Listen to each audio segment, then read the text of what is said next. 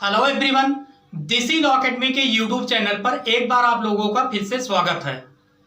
क्या पिता के मृत हो जाने के बाद वे बेटियां संपत्ति पाने का उत्तराधिकार प्राप्त करती हैं जिनके पति की मृत्यु हो गई है या जो शादीशुदा हैं या जिनके पति ने उनको छोड़ दिया है?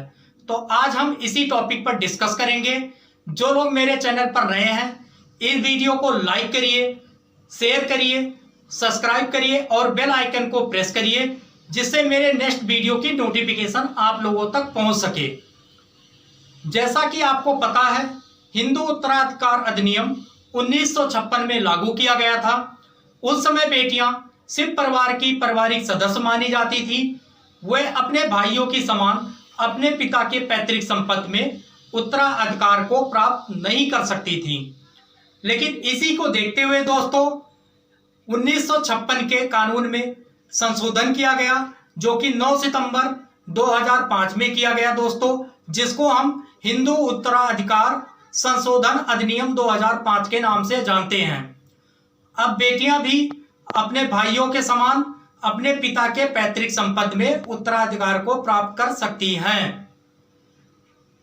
आप खुद सोचिए दोस्तों, अगर बेटी की शादी हो गई हो तो वो बेटियां ही होती हैं, चाहे उनकी शादी हो गई हो या उनके पति की मृत्यु हो गई हो या उनके पति ने उनको छोड़ दिया है।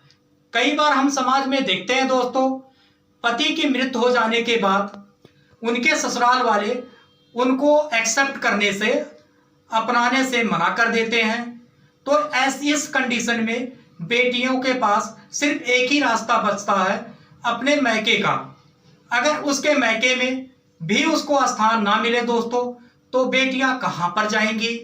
अगर उनके पति ने उनको छोड़ दिया है तो भी उनको सिर्फ अपने मैके में जाने का रास्ता बचता है। अगर मैके वाले इस कंडीशन में मुंह मोड़ लेते हैं तो ऐसे बेटियों का क्या होगा? इसी को देखते हुए दोस्तों 2005 में संशोधन किया गया था। अब बेटियां अपने भाइयों के समान अपने पिता के पैतृक संपत्ति में हिस्सा को प्राप्त कर सकती हैं, चाहे वो शादीशुदा हो दोस्तों, या उनके पति ने उनको छोड़ दिया हो या उनके पति की मृत्यु हो गया हो। अब बेटियां अपने पिता के पैतृक संपत्ति में हिस्सेदार होंगी।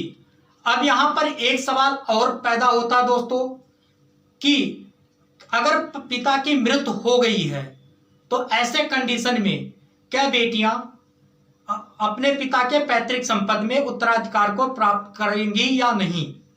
जैसा कि आपको पता है दोस्तों, अभी पिछले साल अगस्त में 2020 को सुप्रीम कोर्ट ने एक ऐतिहासिक फैसला सुनाया, जो कि विनीता शर्मा वर्सेस राकेश शर्मा का वाद था।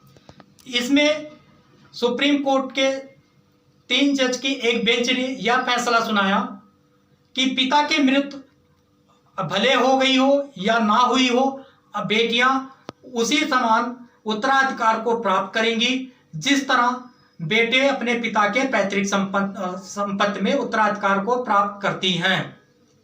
ठीक है दोस्तों, क्योंकि बेटियां को उत्तराधिकार उसी समय प्राप्त हो जाता है जिस समय वो पैदा होती हैं। ठीक उसी तरह जिस तरह बेटे पैदा होने के साथ ही अपने पिता के पैतृक संपत्ति में हिस्सेदार हो जाते हैं, उसी तरह अब बेटियां भी पैदा होते ही पिता के संपत्ति में उत्तराधिकार प्राप्त करेंगी। विनीता शर्मा वर्सेस राकेश शर्मा के बाद में जस्टिस अरुण मिश्रा ने बोला था, बेटियां तो बेटियां होती हैं, चाहे शादी से पहले चाहे शादी के बाद। बेटियों के व्यवहार में कोई भी परिवर्तन नहीं होता है। जबकि ऐसा देखा गया है कि बेटे के शादी हो जाने के बाद उनके व्यवहार में परिवर्तन आ जाता है। तो आई होप आज आप लोगों को क्लियर हो गया होगा कि पिता के मृत्यु के बाद बेटियां पिता के पैतृक संपत्ति में उत्तराधिकार को प्राप्त करेंगी, भले उनकी शादी हो गई हो या उनके पति की मृत्यु हो गई हो या उनके पति ने उनको छोड़ दिया हो। फिर भी आपके मन में कोई डाउट है तो आप मुझसे कमेंट सेक्शन में कमेंट करके पूछ सकते हैं। अगर मेरी वीडियो अच्छी लगी है तो आप इसको लाइक करिए, शेयर करिए और बेल आइकन को प्रेस करिए, जिससे मेरे नेक्स्ट वीडियो की नोटिफिकेशन आप लोगों तक पहुंच सके।